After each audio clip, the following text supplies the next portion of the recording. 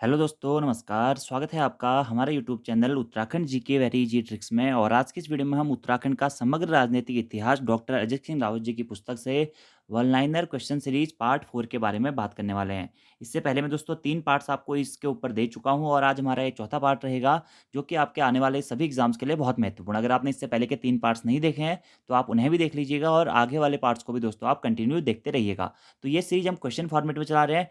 Details में आपको पढ़ना है तो प्लेलिस्ट में वीडियोज़ हैं, आप वहाँ से पढ़ सकते हैं। और इसी के साथ में दोस्तों आपको उत्तराखंड की पोस्टमार्टम क्लासेज वाली सीरीज़ ज़रूर देखनी है।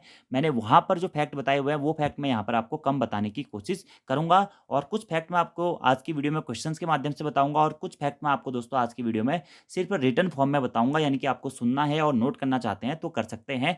चलिए शुरू करते हैं आज की इस वीडियो को। और वीडियो पसंद आती तो लाइक, कमेंट और शेयर करना ना भूलिएगा। आज का हमारा पहला प्रश्न है दोस्तों कि केदारखंड के किस क्षेत्र को तीर्थ शिरोमणि एवं समग्र पापों का विनाशक कहा गया है? तो देवप्रयाग को तीर्थ शिरोमणि एवं समग्र पापों का विनाशक कहा गया है। अगला प्रश्न है, कुमाऊं व गढ़वाल को कौन सा पर्वत प्राकृतिक रूप से अलग करता है? तो बौद्धांचल पर्वत या फिर नंदा देवी पर्वत, जिसे बधाण पर्वत भी कहते हैं, बधाण पर्वत भी कहते हैं, यह कुमाऊं व गढ़वाल को प्राकृतिक रूप से अलग करता है। अगला प्रश्न है, स्कंद पुराण के केदारखंड में गढ़वाल क्षेत्र के क्षेत्रफल की लंबाई और चौड़ाई का अनुपात कितना था? तो स्कंद पुराण के केदारखंड में ऐसा कहा गया है, जो केदारखंड का विस्तार था वह 50 योजन क्षेत्र में फैला हुआ था। लंबाई इसकी 50 योजन थी और चौड़ाई थी इसकी कितनी? 30 योजन। तो 50 योजन और 30 योजन के क्षेत्र में हमारा गढ़वाल क्षेत्र फैला हुआ था स्कंद पुराण के केदारखंड के अनुसार। किस ब्राह्मण ग्रंथ में हमें वाग देवी के निवास स्थान बद्रीनाथ में मिलता है? तो कौशिकी ब्राह्मण में हमें वाग देवी का निवास स्थान बद्रीनाथ में मिलता है। गोपेश्वर के त्रिशूल लेख से हमें कितने नागवंशी राजाओं के बारे में पता चलता है? तो गोपेश्वर के त्रिशूल लेख से हमें 4 नागवंशी राजाओं के बारे में पता चलता है। और ये गोपेश्वर का त्रिशूल लेख किसके द्वारा उत्कीर्ण कराया गया था? तो गणपति नाग के द्वारा उत्कीर्ण कराया गया था। अब ये 4 राजा कौन-कौन से थे याद रखने दोस्तों आपको, स्कंदनाग, विभुनाग, अंशुनाग और गणपति नाग। और गणपति नाग के द्वारा इस त्रिशूल लेख को उत्कीर्ण करवाया गया था। इसी कारण दोस्तों एक प्रश्न यहाँ पर इंपोर्टेंट ये बन जाता है कि नागवंश का सर्वाधिक शक्तिशाली शासक कौन था? तो गणपति नाग हमारा नागवंश का सर्वाधिक शक्तिशाली शासक था और जिसने यामन प्रदेश से यादवों के या यदुओं के अस्तित्व को मिटाया था, कौन था? गणपति नाग ही था। इसी कारण दोस्तों अगर आपसे प्रश्न इस प्रकार से पूछा जाता है कि गोपेश्वर स्थित रुद्र महालय के समक्ष शक्ति मंदिर या त्रिशूल की स्थापना किसने करी थी? तो गणपति नाग के द्वारा की गई थी, जो कि नागवंशी राजा थे। अब दोस्तों त्रिशूल लेख से आपको 2 फैक्ट बहुत जरूरी याद रखने हैं। त्रिशूल लेख उत्तराखंड के 2 स्थानों से मुख्यतः हमें त्रिशूल लेख प्राप्त होते हैं। एक है दोस्तों रुद्र महालय मंदिर, जो कि कहाँ स्थित है?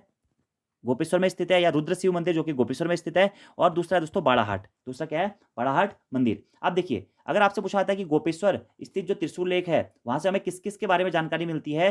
तो एक तो नागपति नाग के बारे में जानकारी मिलती है और नागवंशी 4 राजाओं के बारे में जानकारी मिलती है, जिन्होंने 6वीं सदी के लेख के रूप में इस त्रिशूल लेख को जाना जाता है। और इसी के साथ साथ दोस्तों अशोक चल्ल के 12वीं सदी के लेख के बारे में भी हमें इस रुद्र महालय या रुद्र शिव मंदिर, जो कि हमारा गोपेश्वर में स्थित है, यहाँ से जानकारी मिलती है। तो अगर आपसे प्रश्न ये पूछा जाता है कि गोपेश्वर के रुद्र शिव मंदिर से किस किस के अभिलेख हमें प्राप्त हुए हैं या त्रिशूल लेख प्राप्त हुए हैं, तो नागपति नाग और अशोक चल्ल का। नागपति नाग का 6ठी सदी का है और अशोक चल्ल का दोस्तों 12वीं सदी का है। ये दोनों पॉइंट आपको याद रखने हैं। और दूसरा है दोस्तों क्या? बाड़ाहाट से प्राप्त त्रिशूल लेख। अब यहाँ से इंपोर्टेंट डायरेक्टली ये बनता है दोस्तों कि बाराहाट से प्राप्त त्रिशूल लेख में किस लिपि का प्रयोग किया गया है, जो कि एग्जाम में भी प्रश्न पूछा गया है। तो शंख लिपि का प्रयोग किया गया है। किसका? शंख लिपि। और शंख लिपि या फिर आप कह सकते हैं उत्तर ब्राह्मी लिपि का प्रयोग बाड़ाहाट के त्रिशूल लेख में किया गया है। और वहीं आपसे पूछा जाता है कि गोपेश्वर के रुद्रशिव मंदिर या रुद्र महालय मंदिर में किस त्रिशूल लेख में किस लिपि का प्रयोग किया गया? तो दक्षिण ब्राह्मी लिपि का प्रयोग उसमें किया गया है। ये डायरेक्टली सारे पॉइंट दोस्तों आपको याद रखने हैं त्रिशूल लेख के संबंध में। तो कहाँ कहाँ से मिले हैं? बाड़ाहाट और गोपेश्वर। गोपेश्वर से नागवंशी 4 राजाओं के, इसमें गणपति नाग सबसे प्रमुख है, उसी के द्वारा इसे उत्कीर्ण कराया गया था दक्षिण ब्राह्मी लिपि में। और इसी के साथ साथ 12वीं सदी का अशोक चल का भी हमें त्रिशूल लेख मिला है। कहाँ से? गोपेश्वर के रुद्रशिव मंदिर से।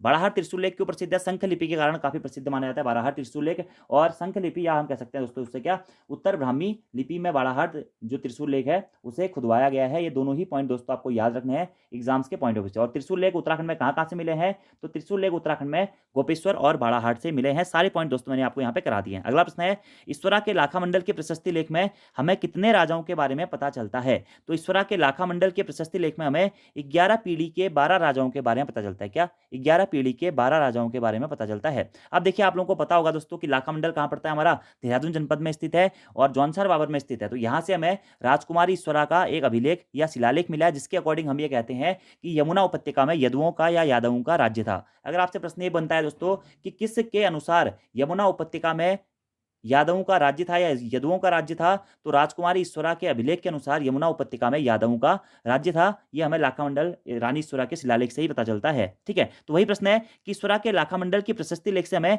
कितने राजाओं के बारे में जानकारी मिलती है? तो 11 पीढ़ी के 12 राजाओं के बारे में हमें इससे जानकारी मिलती है। ठीक है, और जो ये राजकुमारी ईश्वरा थी, इन्हें दोस्तों भास्कर वर्मन की पुत्री और जालंधर के राजकुमार श्री चंद्रगुप्त की धर्मपत्नी के रूप में भी जाना जाता है। और इसी यदु राजवंश या यादव राजवंश के उत्तराखंड से हमें त्रिलिपि सिक्के भी मिले हैं, त्रिलिपि सिक्के भी मिले हैं। और इस यदु राजवंश या यादव राजवंश के संस्थापक कौन थे? ये थे सेन वर्मन। कौन थे? सेन वर्मन थे। और इनकी राजधानी कहाँ थी? इनकी राजधानी दोस्तों क्या? सिंहपुर। और लाखा मंडल को ही प्राचीन काल में किस नाम से जाना जाता था? तो लाखा मंडल को ही प्राचीन नाम में मड़ नाम से जाना जाता था। किस नाम से दोस्तों? मड़ नाम से जाना जाता था। और लाखा मंडल प्रशस्ति में इस सिंहपुर, जो कि यामुन प्रदेश के यादवों की राजधानी थी, सिंहपुर की पहचान किसके रूप में की गई है? तो देहरादून के रूप में सिंहपुर की पहचान की गई है। अब ये सारे फैक्ट दोस्तों आपको अलग अलग प्रकार के प्रश्न बना के याद करें या कैसे भी करें, लेकिन याद जरूर करने हैं। जैसे कि आगे मैंने आपको बताया कि बाड़ाहाट त्रिशूल लेख किस लिपि में लिखा गया है, रुद्र महालय त्रिशूल लेख किस लिपि में लिखा गया है, बाड़ाहाट त्रिशूल लेख कहाँ से मिला है, रुद्रशिव जो हमारा त्रिशूल लेख है कहाँ से मिला है, किस किस राजाओं के नाम उसमें उत्कीर्ण है। तो अलग अलग प्रकार से आप इसे प्रश्नों के फॉर्मेट में बना सकते हैं। ऐसे यहाँ पे राजकुमारी ईश्वरा के लाखामंडल शिलालेख से कि लाखामंडल का प्राचीन नाम हमें मड़ मिलता है और सिंहपुर की पहचान देहरादून जनपद से की गई है, इनकी राजधानी सिंहपुर बताई गई है। तो ये सारे फैक्ट दोस्तों आपको याद रखने हैं। ठीक है, राजकुमारी ईश्वरा के शिलालेख से ही हमें दोस्तों यमुना उपत्यका में यादवों के शासन के बारे में पता चलता है। अगला प्रश्न वही है कि यावन प्रदेश में यदुवंशी राजाओं का ज्ञान हमें किस शिलालेख से प्राप्त होता है? तो राजकुमारी ईश्वरा के शिलालेख से प्राप्त होता है कि देहरादून के आसपास के क्षेत्र में यमुना उपत्यका में क्या था? यादवों का शासन था या यदु राजवंश का शासन था। और इसी यदु राजवंश या यदुओं का अंत या यदुओं का अस्तित्व मिटाने का श्रेय किसको जाता है? तो गणपति नाग को जाता है यदुओं का अस्तित्व मिटाने का श्रेय। इसी कारण नागवंश का सर्वाधिक शक्तिशाली शासक गणपति नाग को कहा जाता है, जिसने क्या गोपेश्वर स्थित रुद्र महालय मंदिर या रुद्र शिव मंदिर में क्या किया था? त्रिशूल लेख खुदवाया था। अगला प्रश्न है, यमुना के नाम तट पर हुआ अश्वमेध यज्ञ करवाने का श्रेय किसको जाता है? तो यमुना के वाम तट होगा। ठीक है, वो यमुना के वाम तट पर हुआ अश्वमेध यज्ञ कराने का श्रेय जाता है दोस्तों किसको? सील वर्मन को। सील वर्मन होगा, ये सील वर्मन नहीं होगा, सील वर्मन को जाता है यमुना के तट पर अश्वमेध कराने का श्रेय। अगला प्रश्न है, यौधेय शासकों की मुद्राएं कहाँ से प्राप्त होती है? तो जौनसार बाबर तथा कालो का डांडा पौड़ी गढ़वाल से हमें यौधेय शासकों के मुद्राओं के बारे में पता चलता है। कहाँ से? जौनसार बाबर तथा कालो का डांडा से। अगला प्रश्न है, किस कुषाण सम्राट को तराई वाले भाग को अपने अधिकार क्षेत्र में करने का श्रेय जाता है? तो कनिष्क को तराई वाले भाग को अपने अधिकार क्षेत्र में करने का श्रेय जाता है। किसको? कनिष्क को। अल्मोड़ा प्रकार की मुद्राओं को किस संग्रहालय में रखा गया है? तो ब्रिटिश संग्रहालय में रखा गया है अल्मोड़ा प्रकार की मुद्राओं को। कुलिंदों का प्रतापी राजा कौन था या कुलिंद राजवंश का सर्वाधिक शक्तिशाली शासक कौन था? वो था अमोद्य भूति। अगला प्रश्न है दोस्तों कि कालसी कौन सी नदी के तट पर स्थित है? तो कालसी टॉस और यमुना नदी के तट पर स्थित है। कालसी शिलालेख के बारे में दोस्तों आप लोगों ने पढ़ा होगा। कहाँ से मिला है हमें? ये मिला है हमें देहरादून से। ठीक है, कालसी नामक स्थान से। और किसका शिलालेख है? अशोक का शिलालेख है। और किस लिपि में लिखा गया है? तो इसे ब्राह्मी लिपि में लिखा गया। और कौन सी भाषा में लिखा गया दोस्तों? तो प्राकृत भाषा में लिखा गया है। और ये जो कालसी नामक स्थान है, यह यमुना तथा टॉस नदी के संगम पर स्थित है। इसी कारण कालसी कौन सी नदी के किनारे स्थित है? यमुना और टॉस नदी के संगम पर स्थित है। और कालसी शिलालेख अशोक के द्वारा कब खुदवाया गया था? तो 257 ईस्वी पूर्व में खुदवाया गया था। याद रखना है आपको। अगला प्रश्न है कि कालसी का प्राचीन नाम क्या था? तो कालसी का प्राचीन नाम था दोस्तों कालकूट या सुधनगर।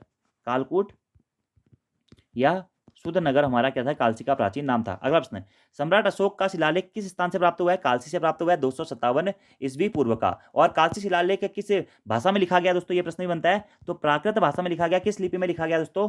तो ब्राह्मी लिपि में लिखा गया है। ये भी आपको याद रखना है। और कालसी अभिलेख में ही उत्तराखंड के निवासियों को पुलिंद कहा गया है और इस क्षेत्र को अपरांत कहकर संबोधित किया गया है। और कालसी का ही प्राचीन नाम है कालकूट या सुधनगर भी मिलता है। अगले प्रश्न की बात करते हैं कि कन्याकुब्ज से स्वतंत्र हुए राज्यों में से पौरव वंश ने किस राज्य में शासन किया? तो पौरव वंश के ब्रह्मपुर राज्य के बारे में हम पढ़ते हैं। तो जो कन्याकुब्ज से स्वतंत्र हुए राज्यों में से पौरव राज्य ने दोस्तों या पौरव वंश ने ब्रह्मपुर राज्य में शासन किया था। अगला प्रश्न है, उज्जैन का किला किस जनपद में स्थित है? तो काशीपुर उधमसिंह नगर जनपद में स्थित है उज्जैन का किला। अगला प्रश्न है, गोविशाण राज्य कितने के अंतर्गत कितने जनपद थे? तो गोविशाण राज्य के अंतर्गत 3 जनपद थे, काशीपुर, रामपुर और पीलीभीत। काशीपुर, रामपुर और पीलीभीत। वैसे गोविशाण की पहचान काशीपुर के रूप में की जाती है। किसने करी थी? कन्नीगम ने करती। किसने करती? कन्नीगम ने करी थी, ठीक है। और काशीपुर को वेनसांग के द्वारा क्या कहा गया था, या गोविशाण क्षेत्र को कुपी संगना कहा गया था। कुपी संगना कहा गया था। और गोविशाण की पहचान काशीपुर के रूप में किसने की थी? तो वो की थी कन्नीगम ने, याद रखना है आपको, ठीक है। और गोविशाण को कुपी संगना किसने कहा था? तो ये कहा था किसने? युआन चुआन ने, जिसे हम क्या कहते हैं, ये युआन चुआन, या आप इसे नॉर्मली वेनसांग भी कह सकते हैं, ठीक है। अगले प्रश्न की बात करते हैं, कन्याकुब्ज से स्वतंत्र हुए राज्यों में से सबसे बड़ा राज्य कौन सा था? वो था ब्रह्मपुर राज्य। और इसी को हम पौरवों का ब्रह्मपुर राज्य भी कहते थे। क्या? पौरवों का ब्रह्मपुर राज्य। और वेनसांग के द्वारा बताया गया था कि जो ये ब्रह्मपुर राज्य था, यह सबसे बड़ा राज्य था इस क्षेत्र का, ठीक है। इसी कारण से पौरवों का ब्रह्मपुर राज्य कहा जाता है। हर्ष के पश्चात हमें 3 मध्य हिमालय के राज्य देखने को मिलता है। एक होता है शत्रुघ्न राज्य, दूसरा था पौरवों का ब्रह्मपुर राज्य, और तीसरा था गोविशाण राज्य। तो पौरवों का ब्रह्मपुर राज्य तीनों राज्यों में सबसे विस्तार वाला राज्य या सबसे बड़ा राज्य माना जाता है। सबसे बड़ा राज्य ब्रह्मपुर, ठीक है। और पर्वताकार राज्य के रूप में किसे जाना जाता है? यही भी ब्रह्मपुर को ही जाना जाता है। अगला प्रश्न है कि कन्याकुब्ज या कान्याकुब्ज में वर्धन वंश की समाप्ति के पश्चात कितने स्वतंत्र राज्य स्थापित हुए थे? तो कान्याकुब्ज में वर्धन वंश की समाप्ति के पश्चात में 3 स्वतंत्र राज्य स्थापित हुए थे, शत्रुघ्न राज्य, ब्रह्मपुर राज्य और गोविशाण राज्य। और इन तीनों राज्यों के बारे में हमें युआन चौहान के द्वारा जानकारी मिलती है। और युआन चौहान का जो यात्रा वृत्तांत था CU की, उसके माध्यम से ही हमें इन 3 राज्यों के बारे में पता चलता है, शत्रुघ्न राज्य, ब्रह्मपुर राज्य और गोविशाण राज्य। और इन तीनों राज्यों में से सबसे बड़े राज्य के रूप में ब्रह्मपुर राज्य को जाना जाता है, जिसे पौरवों का ब्रह्मपुर राज्य या पर्वताकार राज्य भी कहा जाता है, ठीक है। और जानकारी हमें युआन चौहान के यात्रा वृत्तांत CU की से मिलते हैं। युआन चौहान को ही क्या वेनसांग भी कहा जाता है। अगला प्रश्न है, 647 ईस्वी में किस क्षेत्र में हर्षवर्धन ने शासन किया था? तो कान्याकुब्ज, ये कान्याकुब्ज होगा दोस्तों, कान्याकुब्ज में हर्षवर्धन के द्वारा शासन किया गया था 647 ईस्वी में, ठीक है। इसके बाद में श्री हर्ष के पश्चात में मध्य हिमालय हमारा 3 भागों में बढ़ जाता है। 3 राज्य, शत्रुघ्न राज्य, ब्रह्मपुर राज्य और गोविशाण राज्य, ये मैंने आपको बता रखे हैं। अगर आपको डिटेल में पढ़ना है दोस्तों, तो आप वीडियो देख सकते हैं। यहाँ पर हम सिर्फ क्वेश्चन फॉर्मेट की ही बात कर रहे हैं। अगले प्रश्न की बात करते हैं कि कत्यूरी प्रशासन में कितने विषयों का उल्लेख किया गया है? 4 विषयों का उल्लेख किया गया है। कत्यूरी प्रशासन में कर लेने वाले अधिकारी को क्या कहा जाता था? तो कत्यूरी प्रशासन में कर लेने वाले अधिकारी को भोगपति व गोलमिक कहा जाता था। क्या? भोगपति व गोलमिक कहा जाता था। कत्यूरी राज्य में कृषि का लेखा जोखा रखने वाले अधिकारी क्या कहलाता था? तो कत्यूरी राज्य में जो कृषि का लेखा जोखा रखने वाला अधिकारी उपचारिक कहलाता था। क्या? उपचारिक। कत्यूरी राज्य में सेना के कितने प्रकार हुआ करते थे? तो कत्यूरी राज्य में सेना के 4 प्रकार हुआ करते थे।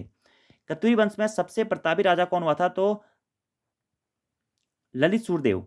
ललित सूर्यदेव को कत्यूरी राजवंश का सबसे शक्तिशाली शासक कहा जाता है। ललित सूर्यदेव, आप इसको सही कर लीजिएगा, ललित सूर्यदेव। अगला प्रश्न है, कार्तिकेयपुर राजवंश में घटपाल अधिकारी होता था। क्या होता था? तो कार्तिकेयपुर राजवंश में जो घटपाल होता था, गिरिद्वारों के रक्षक को घटपाल कहते थे। क्या? जो गिरिद्वारों का रक्षक होता था वह हमारा घटपाल कहलाता था, गिरिद्वारों का रक्षक। ऐसे ही कार्तिकेयपुर राजवंश में कितने परिवारों ने राज किया था? तो कार्तिकेयपुर राजवंश में 3 परिवारों के 14 राजाओं के द्वारा राज किया गया था। 3 परिवारों के 14 शासकों ने यहाँ पे राज किया था। 3 परिवार कौन कौन से थे? एक तो था बसंत देव का परिवार, दूसरा था निम्बर वंश का परिवार, तीसरा था सालुदित्य वंश या सालुदित्य परिवार, ठीक है। अगला प्रश्न है, कार्तिकेयपुर के अभिलेखों की लिपि कौन सी थी? तो कार्तिकेयपुर राजवंश के अभिलेखों की लिपि थी कुटिला लिपि, ठीक है। कौन सी लिपि थी? कुटिला लिपि थी। अगला प्रश्न है, कार्तिकेयपुर के अब तक कितने अभिलेख प्राप्त हुए हैं? तो कार्तिकेयपुर राजवंश के अब तक 9 अभिलेख हमें प्राप्त हुए हैं। कितने अभिलेख प्राप्त हुए हैं? 9 अभिलेख प्राप्त हुए हैं। अगला प्रश्न है कि कार्तिकेयपुर राजवंश की प्रारंभिक राजधानी कहाँ स्थित थी? तो जोशीमठ कार्तिकेयपुर नामक स्थान पे इनकी प्रारंभिक राजधानी स्थित थी, जोशीमठ के कार्तिकेयपुर नामक स्थान पे। और इनकी बाद में राजधानी कहाँ स्थानांतरित हुई? कत्यूर घाटी बैजनाथ में इनकी राजधानी स्थानांतरित होती है। अगला प्रश्न है, किसके शिलालेख से हमें ज्ञात होता है कि कार्तिकेयपुर राजवंश के प्रथम नरेश बसंत देव थे? तो बागेश्वर में जो हमें त्रिभुवन राजदेव का शिलालेख मिला है, इससे हमें ज्ञात होता है कि कार्तिकेयपुर राजवंश के प्रथम नरेश क्या थे? बसंत देव थे। तो कार्तिकेयपुर राजवंश के संस्थापक या कत्यूर राजवंश के संस्थापक के रूप में बसंत देव को जाना जाता है। अगला प्रश्न है, कुमाऊं प्रांत के लिए समुद्रगुप्त के प्रयास प्रशस्ति लेख में क्या नाम मिलता है? तो कुमाऊं प्रांत के लिए समुद्रगुप्त के प्रयाग प्रशस्ति लेख में कार्तिकेयपुर नाम मिलता है। यह प्रश्न भी दोस्तों इंपोर्टेंट है। यह भी प्रश्न बन सकता है कि कुमाऊं प्रांत के लिए समुद्रगुप्त के किस लेख में हमें कार्तिकेयपुर नाम मिलता है? तो प्रयाग प्रशस्ति लेख में। कार्तिकेयपुर राजवंश की सीमाओं का एकीकरण करने वाला शासक कौन था? तो इष्टगण कार्तिकेयपुर राजवंश की सीमाओं का एकीकरण करने वाला शासक था। कौन? इष्टगण। और इष्टगण ही ऐसा शासक था जिसने संपूर्ण उत्तराखंड को एक सूत्र में बांटने का प्रयास किया। इसी कारण कहा जाता है कि कुमाऊं गढ़वाल की सीमाओं का विस्तार कर एकीकरण कर एक सूत्र में बांटने का प्रयास किसने किया? इष्टगण ने किया था। अगला प्रश्न है, मध्य हिमालय का प्रथम ऐतिहासिक वंश कौन सा है? तो कार्तिकेयपुर मध्य हिमालय का प्रथम ऐतिहासिक वंश है। तो मध्य हिमालय या उत्तराखंड का प्रथम ऐतिहासिक राजवंश कार्तिकेयपुर राजवंश। कार्तिकेयपुर ऑप्शन में नहीं होगा तो कत्यूरी राजवंश। अगला हमारा प्रश्न है, मध्य हिमालय में कार्तिकेयपुर राजवंश का समय काल माना जाता है कब से कब तक? तो 700 से लेकर 1050 ईस्वी तक हमारा मध्य हिमालय में कार्तिकेयपुर राजवंश का समय काल या शासन काल माना जाता है। कार्तिकेयपुर और कत्यूरी दोनों का हमारा इसमें ये टाइम पीरियड माना जाता है। तो दोस्तों आज की वीडियो में इतना ही करते हैं, और आज की इस वीडियो में भी हमने उत्तराखंड के करीबन करीब अजय राउत की किताब से 25 से 30 इंपोर्टेंट क्वेश्चंस के बारे में बात कर ली है। इससे आगे क्वेश्चंस के बारे में हम कभी वीडियो में बात करेंगे। तो आज की वीडियो में इतना ही दोस्तों। Thank you, thanks for watching video. See you next time. धन्यवाद।